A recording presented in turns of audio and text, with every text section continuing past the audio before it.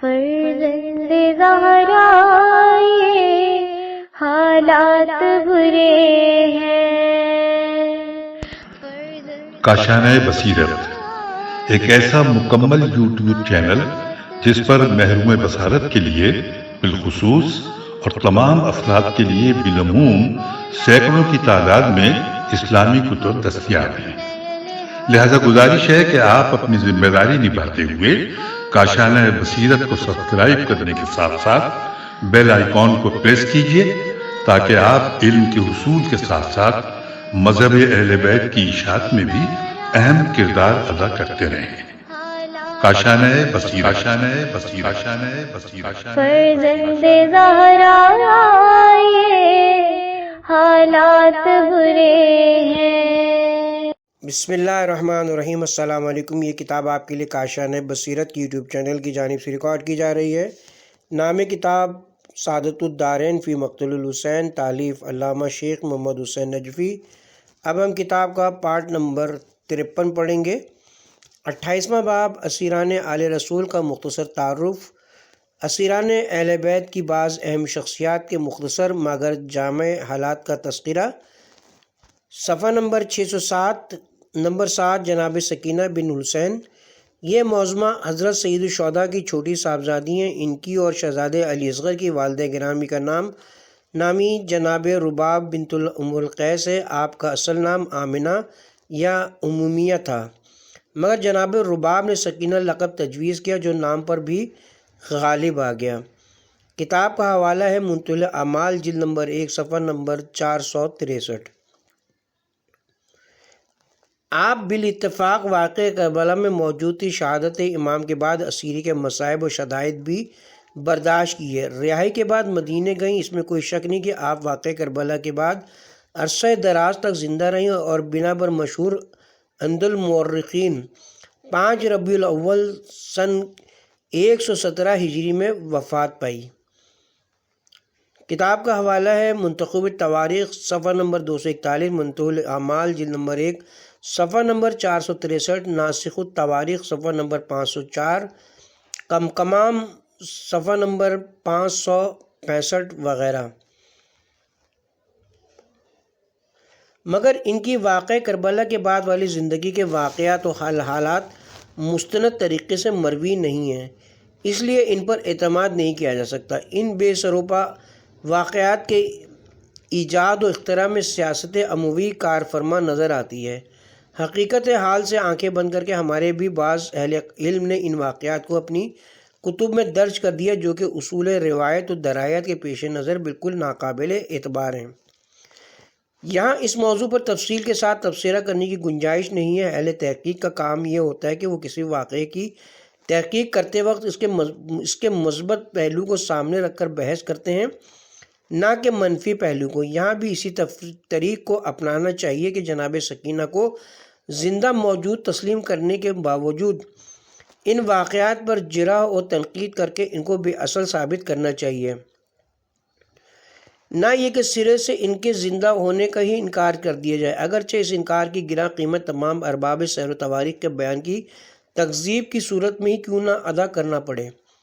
ہم قبل ازیں تفصیلاً بتا چکے ہیں کہ زندان شام میں ان کی وفات کا واقعہ بالکل بے بنیاد ہے۔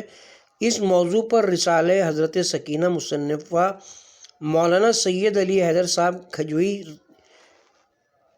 قابل دید ہیں۔ ہم اپنے قائرین کرام سے اس کے متعلق کی سفارش کرتے ہیں۔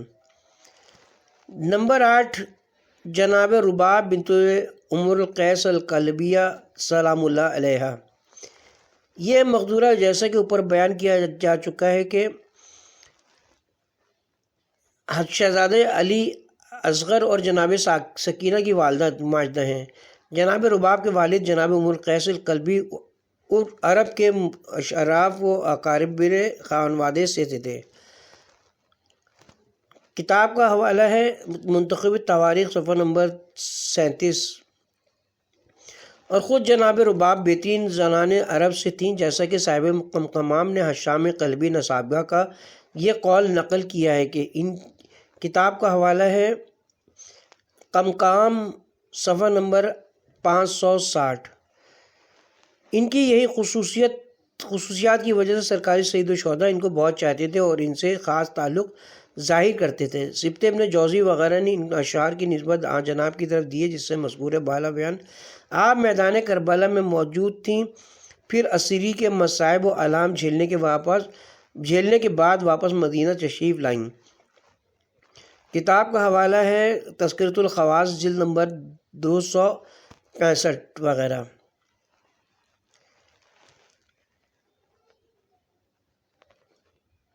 اخبار و آثار سے واضح و آشکار ہوتا ہے کہ رہائی کے بعد بڑے بڑے اکابرین قریش نے آپ کی خواستگاری کی، مگر آپ نے یہ فرما کر سب کی خواستگاری مسترد کر دی کہ میں جناب رسول خدا کے بعد اب کسی اور کو اپنا خسر بنانا گوارا نہیں کر سکتی۔ کتاب کا حوالہ ہے کامل ابن اسیر، جلد نمبر 3 صفحہ نمبر 300 وغیرہ۔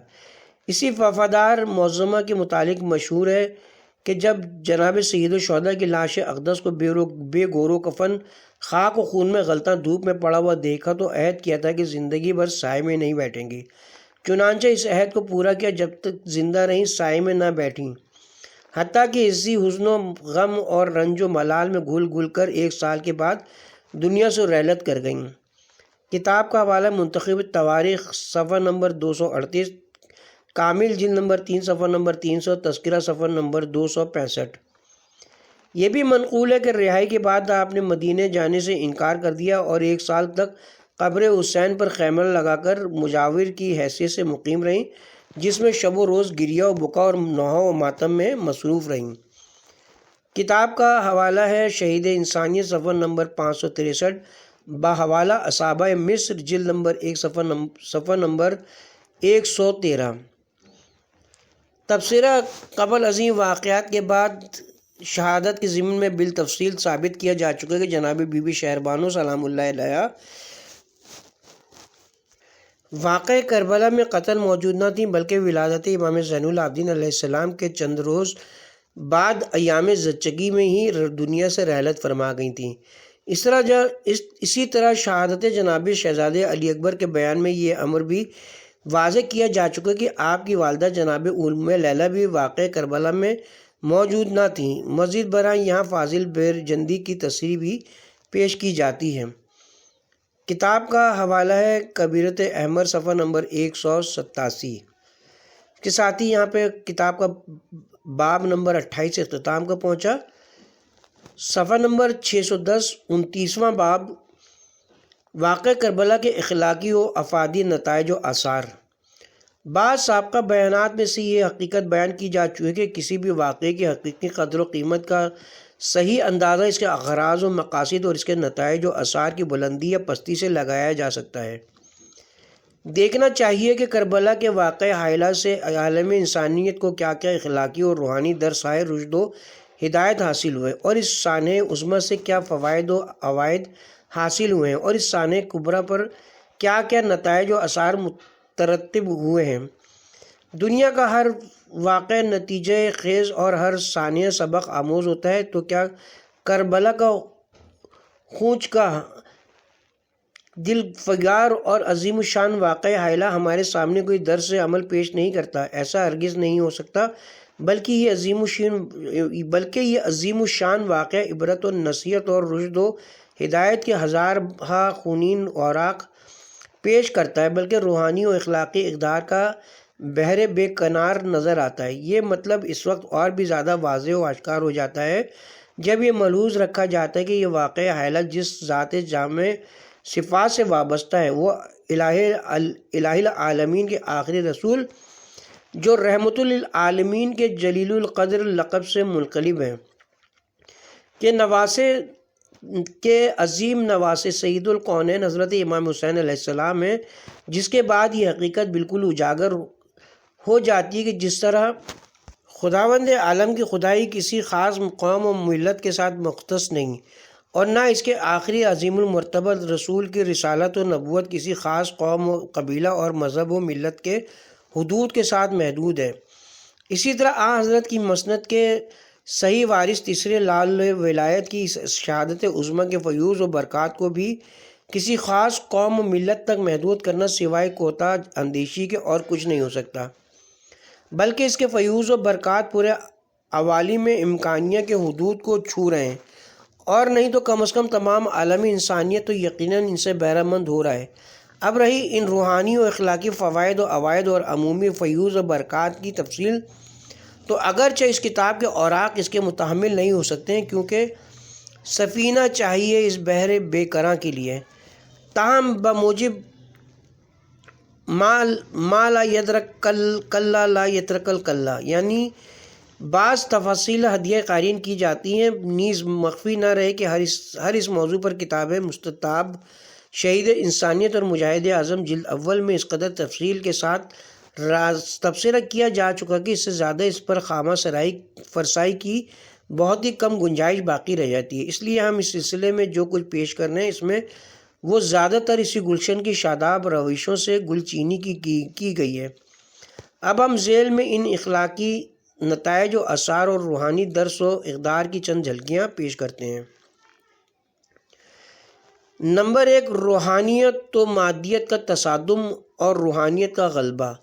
اس میں کوئی شک نہیں کہ موجودہ زمانے میں مذہبی نقوش روز بروز دھندلے ہوتے جا رہے ہیں اور دنیا بڑی سرعت کے ساتھ خدا پرستی کو چھوڑ زن زمین اور خود پرستی کی طرف مائل ہو رہی ہے۔ مذہب جو روحانیت کا علمبردار ہے وہ دین و دنیا میں حسین امتزاج اور حد اعتدال قائم کرنے کا داعی ہے، مگر مادی قوتیں اس کے مقرر کردہ حدود کو توڑنے پر تلی ہوئی ہیں۔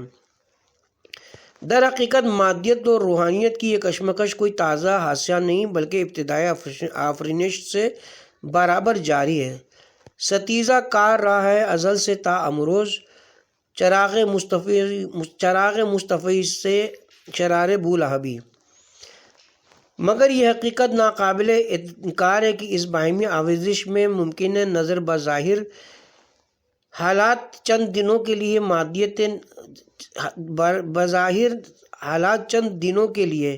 مادیت نے حق پر غلبہ حاصل کر لیا ہو، مگر حقیقت بھی نگاہوں سے یہ حقیقت ہرگز پوشیدہ نہیں کہ نتائج و آثار اور مقصد جنگ کے اعتبار سے ہمیشہ روحانیت غالب رہی ہو اور مذہب نے ہمیشہ اپنی طاقت کا لوہا منوایا ہے۔ معرکہ کربلا بھی اسی مادی اور روحانی دائمی کشمکش کی ہی ایک اہم کڑی تھی۔ ایک طرف وہ تمام مادی اسباب و وسائل جمع تھے جو ایک انسان کو مرغوب و مغلوب کرنے کے لیے کافی و وافی تھے، دوسری طرف اندیکھی حقیقتوں یعنی مذہبی اور روحانی اقدار کا حامل امام حسین تھے جو مادی مظاہر سے تہی دامن تھے۔ مادی طاقتیں اس پیکر حریت غیبی طاقتوں پر ایمان رکھنے والے عظیم الشان انسان کی گردن کو یزید کے سامنے جھکانے پر تلی ہوئی تھیں، مگر دنیا نے یہ ایمان افزا منظر اپنی آنکھوں سے دیکھ لیا کہ روحانیت کے اس علمبردار نے آخر وقت تک انکار بیعت پر قائم رہ کر اپنی گردن کٹوا دی اور نتیجے کے اعتبار سے روحانیت کی فتح و نصرت کا عالم پر سکہ بیٹھا دیا، مگر مادی طاقتیں اس گردن کو باطل کے سامنے جھکا نہ سکیں۔ سرداد و نداد در دست یزید حقا کے بنا لا الہ است حسین۔ امام کے اس کارنامے میں اقوام و افراد کے لیے یہ پیغام مضمر ہے کہ انسان اگر حق و حقیقت پر ہو تو اسے ہرگز باطل کی مادی اور طاغوتی طاقتوں کے سامنے سپر انداز نہیں ہونا چاہیے، بلکہ حق اور راستی پر قائم رہنے کے لیے اپنے خون کا آخری قطرہ بہانے میں دریغ نہ کرنا چاہیے۔ نمبر 2، شہادت حسین صداقت اسلام کی ناقابل انکار دلیل ہے۔ یہ حقیقت کسی دلیل و برہان کی محتاج نہیں کہ یزید کی تخنشینی جذب اسلام کے لیے زہر حلاہل سے کسی طرح بھی کم نہ تھی۔ وہ گو بظاہر اسلام کا کلمہ پڑھتا تھا، مگر اس کے افعال و اقوال اس بات کے گواہ تھے کہ اس نے اسلام کا جوا گردن سے اتارا ہوا ہے۔ اس کے تمام حرکات و سکنات شرع اسلامی کے خلاف تھے اور یہ مارستین اسلام اور مسلمانوں کے لیے کافروں سے بھی زیادہ ضرر رساں اور خطرناک تھا۔ الغرض اسلام کا یہ رنگیلا خلیفہ ان تمام خسائل اور رذائل کا مجموعہ تھا جو انسانیت کو حیوانیت سے بھی بدتر بنا دیتی ہے۔ اس موضوع پر قبل ازیں ایک مستقل باب میں تفصیل کے ساتھ تبصرہ کیا جا چکا ہے۔ بائیں ہمہ فسق و فجور اور کفر و شرک حسین سے اپنی بیعت کا مطالبہ کر رہا تھا۔ اگر حسین اس کی بیعت کر لیتے تو اس کا مطلب یہ ہوتا کہ گویا آپ اس کو خلیفہ برحق تسلیم کر کے اس کے رندانہ اور کافرانہ افعال و اعمال پر مہر جواز ثبت فرما رہے ہیں، کہ پھر اس کا نتیجہ یہ کہ فرزند رسول کے مصدقہ خلیفہ کے وہ افعال و احکام جو سراسر خلاف اسلام تھے بلکہ حادم شریعت تھے، سب مستحسن اور واجب العمل ہو جاتے، اور نتیجہ یہ نکلتا کہ دین اسلام مٹ جاتا اور پھر کفر و الحاد اود کر آتا۔ حسین سے زیادہ اس بیعت کے تباہ کن نتائج و عواقب کو سمجھنے والا کون تھا؟ وہ کس طرح اپنے اب و جد بلکہ تمام انبیاء مرسلین کی کوششوں اور محنتوں کو ضائع و برباد ہونا گوارا فرما سکتے تھے؟ حالانکہ اگر مادی نقطہ نظر سے دیکھا جائے تو حکومت وقت کا ساتھ دینے میں امام کو ہر قسم کی دولت و سہولت اور جاہ و منصب کے ملنے کا یقین تھا، اور مخالفت کرنے میں نہ صرف اپنی جان بلکہ اپنے خانوادے کی تباہی کا یقین تھا۔ یہی وہ موقع تھا کہ امام حسین نے اپنی جان و مال اور تمام انصار و اعضاء کو داؤ پر لگا دیا، مگر اسلام کی صداقت و حقیقت پر آنچ آنا گوارا نہ کی، کیونکہ وہ جانتے تھے کہ کسی بھی مذہب و دین کی صداقت کے من جملہ اور دلائل و براہین کے ایک بہت بڑے نشان اس کے بانیوں کا اس کی بقا و تحفظ کی خاطر خندہ پیشانی اور پوری جرت ایمانی کے ساتھ مصائب و شدائد کو برداشت کرنا بھی ہے۔ کسی مذہب کے نام لیواؤں کا مذہب کی خاطر کوئی قربانی پیش کرنا اس کی صداقت کی دلیل قرار نہیں دیا جا سکتا، کیونکہ وہ اکثر حقیقت حال سے بے خبر ہوتے ہیں، اس لیے ممکن ہے کہ حق کو سمجھ کر اس کی حمایت میں جان قربان کر دیں،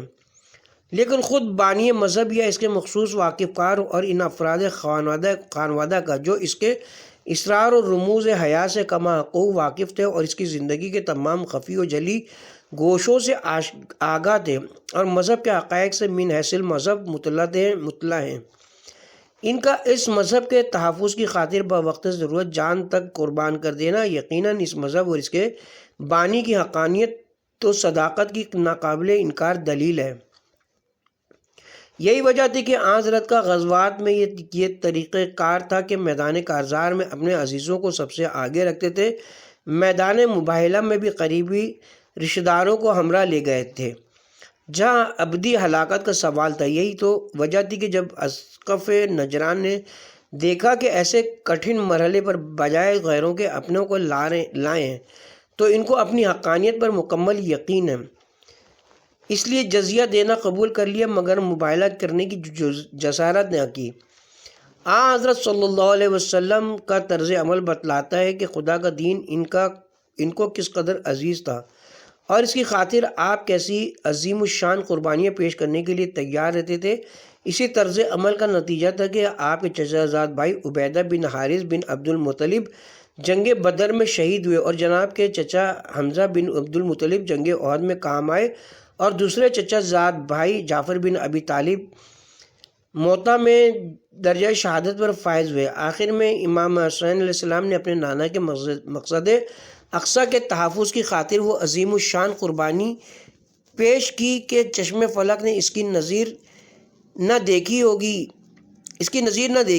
حسین نے جس دشوار اور مشکل مہم کا بیڑا اٹھایا تھا، اس راستے میں مصائب و الام کے وہ پہاڑ موجود تھے جن کا برداشت کرنا تمام انسانی طاقت سے بالاتر تھا۔ اس کے لیے مافوق العادت صبر و استقلال درکار تھا۔ راقب دوش نبوت نے حق و حقیقت اور مذہب کی صداقت کو چار چاند لگانے کی خاطر خندہ پیشانی سے یہ سب کچھ برداشت کر کے اسلام کی صداقت و حقانیت کا دائمی نقش صفحہ عالم پر ثبت کر دیا۔ حسین علیہ السلام کی پیری تھی، لیکن ہمت و جرت کا شباب تھا۔ کثرت مصائب سے جس قدر حسین کی کمر جھکتی تھی، اسی قدر ہمت و جرت بلند ہوتی تھی۔ جب تک بدن پر سر اور تن میں روح رہی، حسین کے صبر و ثبات اور عزم و استقلال میں سرمو فرق نہ آیا۔ پیرانہ سالی، شدت بھوک و پیاس، عورتوں کی نالہ ازاری، بچوں کی فریاد العطش، عزیزوں اور دوستوں کے داغ مغفرت، ان کے جسموں کو اپنی آنکھوں سے ٹکڑے ٹکڑے ہوتے دیکھا، لیکن پھر بھی اپنی آن، اپنی بات اور اپنی خودداری پر پہاڑ کی طرح ثابت قدم رہے۔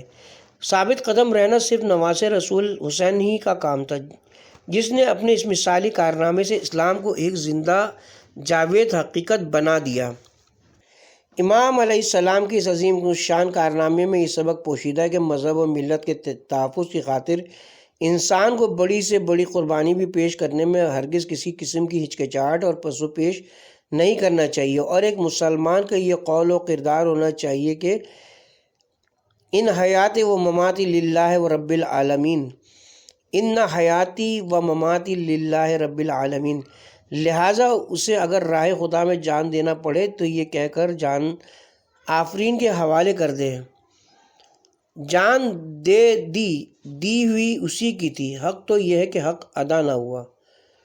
نمبر 3، حریت فکر کی آبیاری۔ حریت فکر کا بالعموم بموجب کلمہ حق ارادہ بحال باطل یہ مفہوم لیا جاتا ہے کہ انسان بالکل مطلق العنان اور خلیج الزار ہے، نہ وہ کسی مذہب و دین کا تابع ہے اور نہ اسے کسی اخلاقی ضابطے کی پابندی کی ضرورت ہے۔ ارباب عقل خرد جانتے ہیں کہ اگر حریت فکر کا یہی مطلب لیا جائے تو پھر انسان حیوان سے بھی بدتر ہو جائے گا۔ اس طرح پدر و مادر آزاد ہونے کی کوئی بھی انسانی معاشرہ انسان کو اجازت نہیں دے سکتا، بلکہ حریت فکر کا صاف اور سادہ مطلب یہ کہ انسان اپنے ضمیر جس کا خمیر شریعت کے پانی سے ہوا ہو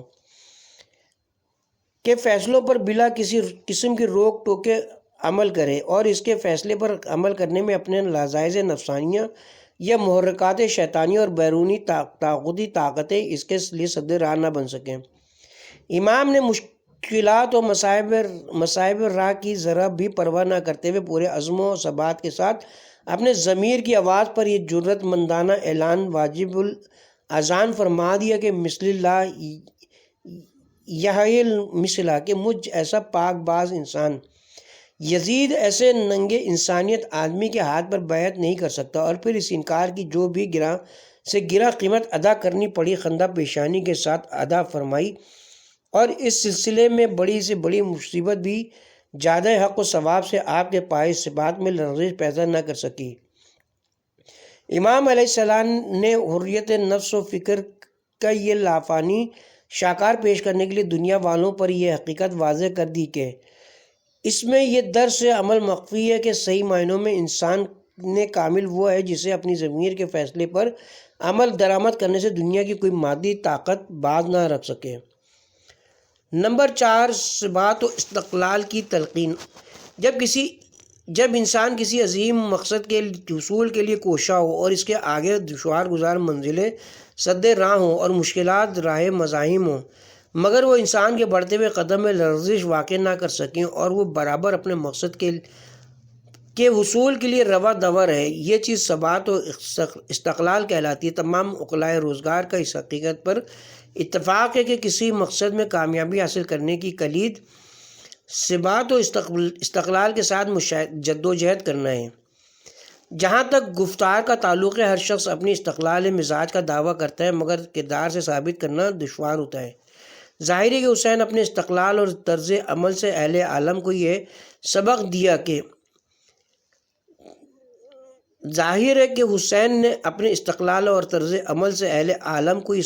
کہ ایک عظیم مقصد کے حامل راست باز انسان کو اپنے ضمیر کی شہادت پر کس طرح ثابت اور قائم رہنا چاہیے۔ رضا بالقضاء کا عملی نمونہ کیا ہے؟ قوم و مذہب کی خاطر قربانیاں کس رنگ سے دی جاتی ہیں؟ صداقت پرست انسان کو کن کن دشواریوں کا سامنا کرنا پڑتا ہے اور ان کا مقابلہ کس طرح کرنا چاہیے؟ بعض اوقات بڑی تحریکات کا خیر مقدم نہ کرنے سے کن کن آفات و بلیات میں گرفتار ہو سکتا ہے اور ان کی مدافعت کے طور و طریقے کیا ہیں؟ حمایت مذہب کا عملی نمونہ کیا ہے؟ امام حسین نے اپنے کردار سے اقوام عالم کو ایسا سبق دیا جس کی نظیر اولین و آخرین میں نہیں مل سکتی۔ حضرت امام حسین علیہ السلام نے جب یہ فرمایا تھا کہ بیعت نہیں کروں گا، تو اس وقت اس کا صحیح مفہوم دنیا کو معلوم نہ تھا، کیونکہ انسان تخیل کے حدودوان امکانات کا اندازہ نہیں کر سکتے تھے۔ جہاں تک واقعات کی رفتار بات کو پہنچ گئی، دنیا نہیں سمجھ سکتی تھی کہ اس نہیں میں کتنے مشکلات کے مقابلے کا عزم مضمر ہے۔ لیکن حسین جس وقت نہیں کی آواز بلند کر رہے تھے تو دل کی گہرائیوں میں اپنی قوت ارادی کا جائزہ لینے اور موقع کی نزاکت پر غور کرنے کے بعد یہ فیصلہ کر رہے تھے کہ شاید اپنے امکان کی آخری حد کو پہنچ جائیں گے لیکن میرے عزم کو نہ بدل سکیں گے۔ چنانچہ نتیجہ یہ ظاہر کر دیا کہ اس نہیں میں کتنا وزن تھا۔ دنیا نے دیکھ لیا کہ میدان جنگ میں ہزاروں مصائب کے سیلاب تھے جو آتے تھے اور اس کوہ عزم و استقلال سے ٹکرا کر واپس چلے جاتے تھے۔ گویا ان تمام مصائب کے ہجوم میں حسین کی زبان پر شکر خدا تھا اور حسین کی زبان پر یہ شعر جاری تھا: اگر میرے نانا کا دین اس وقت تک برقرار نہیں رہ سکتا جب تک میری رگے حیات قطع نہ ہو جائے تو اے خون آشام تلوارو آؤ، یہ جسم حاضر ہے۔ امام کے اس مثالی کارنامے میں یہ سبق مضمر ہے کہ مقاصد جلیلیہ کے حامل انسانوں کو صخرۃ الوادی کی طرح ثبات اور استقلال کی وہ چٹان ہونا چاہیے کہ حوادث روزگار کے جس قدر تند و تیز سیلاب آئیں ٹکرائیں اور واپس لوٹ جائیں مگر ان کے پائے استقلال میں ہرگز جنبش پیدا نہ کر سکیں۔ تب تو کامیابی یقینی، لیکن جو لوگ اس قدر بلند حوصلہ نہیں رکھتے ان کو اس پرخار دار وادی میں قدم رکھنے کی زحمت ہی نہیں کرنی چاہیے۔ ہر مدعی کے واسطے دار و رسن کہاں۔ نمبر 5، شجاعت و شہامت کے عدیم النظیر نمونے۔ طاقت و قوت کے حد اعتدال پر ہونے کا نام شجاعت ہے۔ اگر اس میں افراد پیدا ہو جائے تو اس سے تہور اجڑ پن پیدا ہو جاتا ہے اور معمولی سی تفریح سے جین بزدلی جنم لیتا ہے۔ یہ دونوں صفات رذیلہ اسی طرح مذموم ہیں جس طرح شجاعت کی صفت جلیلیہ ممدوح ہے۔ یہ دنیا والوں کی نہ سمجھیے کہ وہ ہر اس شخص کو جو بے محل جنگ پر آمادہ ہو جائے بہادر و شجاع کہہ دیتے ہیں، لیکن شجاعت حقیقتاً یہ کہ انسان کے لیے جس وقت قدم اٹھانا مناسب ہو اور اقدام ضروری ہو اسی وقت پرجگری کے ساتھ آگے بڑھے اور وہ سب کچھ کرے جو اس کا فرض معلوم ہوتا ہے، چاہے اس سلسلے میں اسے جان بھی دینا پڑے، اور جس موقع پر اقدام مناسب نہ ہو بلکہ سکوت اور چشم پوشی کی ضرورت ہو، چاہے اس سلسلے میں اسے جان بھی دینا پڑے اور جس موقع پر اقدام مناسب نہ ہو بلکہ سکوت اور چشم پوشی کی ضرورت ہو، اس وقت تحمل سے کام لے، چاہے اس میں کتنی ہی مشکلات درپیش ہوں اور ناگوار صورتوں کا مقابلہ کرنا پڑے۔ اس صورت میں خاموشی اسی طرح شجاعت کا ثبوت ہوگی جس طرح پہلی صورت میں نبرد آزمائی۔ حسین بن علی کی شجاعت کا وہ صرف ایک رخ ہے جسے کربلا پیش کرتی ہے، اور اس کا دوسرا پہلو وہ ہے جسے حضرت نے 10 برس تک اپنے بھائی امام حسن کی صلح کا پابند رہ کر پہلے دکھایا۔ اس دوران میں بہت سے تکلیف دہ واقعات پیش آئے مگر حسین نے انہیں برداشت کیا اور کسی طرح مقدر فضا میں اپنی طرف سے اضطراب پیدا نہیں کیا۔ بے شک جس وقت آپ کو یہ فرض معلوم ہوا کہ آپ کھڑے ہوں اور باطل سے ٹکرا جائیں تو پھر پہاڑوں کا استحکام آپ کے استقلال تک نہیں پہنچتا تھا۔ آپ کی شجاعت کا رخ بھی بے نظیر تھا اور یہ رخ بھی ایسا تھا جس کی مثال پیش نہیں کی جا سکتی۔ شہید انسانیت حسین کا اٹل انکار بیعت ان کے فولادی عزم و استقلال اور بے نظیر شجاعت کا شاہکار ہے۔ مصیبتیں اس وقت تک مصیبتیں جب تک انسان ان سے ڈرتا ہے۔ کس چہرے کا یہ حوصلہ تھا کہ 6 ماہ بچوں کو دم توڑتا دیکھ کر شکر کی مسرت سے رخ ہو جائے؟ کس زبان کا یہ جگر تھا کہ خراب خنجر میں امت کی نجات کے لیے دعا مانگے؟ تلوار کے لیے کوئی نئی بات نہ تھی کہ کسی مظلوم کے گلے پر پھرائی جائے۔ تیروں کے لیے یہ پہلا موقع نہ تھا کہ کسی بے گناہ کے بدن میں پیوست ہوں۔ نیزے آپ سے پہلے بھی انسانی خون سے رنگین ہو چکے تھے، لیکن دنیا کے کسی ہتھیار نے اپنے مقتول کو اس قدر مستقل مزاج اور جری و دلیر نہ پایا ہوگا۔ اس وقت تھا کہ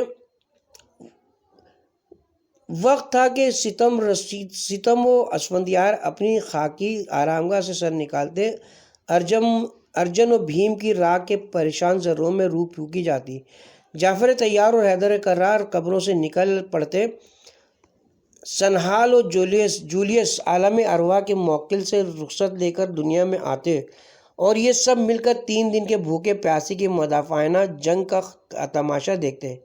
زخمی ہاتھوں نے کس روز اس زور کی لڑائی لڑی تھی، 72 کا داغ اٹھائے دل نے کس طرح یہ جرت دکھائی تھی کہ شجاعت و استقلال کو علی نے پالا تھا، اور آج حسین کے ہاتھوں ان کو پروان چڑھایا جا رہا تھا۔ حسین کی پیری تھی مگر ان کی ہمت و جرت کا شباب تھا، کیونکہ مصائب سے جس قدر حسین کی کمر جھکتی تھی اس قدر ہمت و جرت بلند ہوتی جاتی تھی۔ بائیں ہمت جس طرف کا رخ کرتے ہیں پشتوں کے پشتے لگا دیتے ہیں، اور دشمن اس طرح بدحواس ہو کر گرتے بڑھتے بھاگتے ہوئے دکھائی دیتا ہے کہ جس طرح بھیڑیں شیر کے حملے کے وقت بدحواس ہو کر بھاگتی ہیں۔ ادھر ادھر حسین کی تنہ ذات مقدس پر جن مصائب کا نرغہ ہوا اور جن ہوش ربا اور روح فرسا صدمات و حالات کا حسین علیہ السلام نے تنہا مقابلہ کیا، وہ عام انسانی طاقت برداشت سے بالاتر ہے۔ رفیقوں اور عزیزوں کی شہادت کے بعد بھی خود تنہا بھوک و پیاس کے باوجود حسین علیہ السلام کا حیرت انگیز بہادری سے ہزاروں دشمنوں کے ساتھ جدال و قتال کرنا اور صدہائے زخم کھانے پر بھی تلوار کو ہاتھ سے نہ چھوڑنا جنگی کارناموں میں تحر افزا کارنامہ ہے۔ کیا کوئی کہہ سکتا ہے کہ کسی انسان کو اس قدر مصیبتوں اور تکلیفوں نے گھیرا اور وہ اپنے عزم و استقلال پر اس طرح ثابت قدم رہا ہو کہ دنیا کے کسی بہادر نے اتنے صدمے برداشت کرنے کے بعد ایسے دل شکن ہجوم و اعلام میں شجاعت بہادری کے ایسے موافق الفطرت جوہر دکھائے؟ ہم بلا خوف و تردد دعوے سے کہتے ہیں کہ ہرگز نہیں۔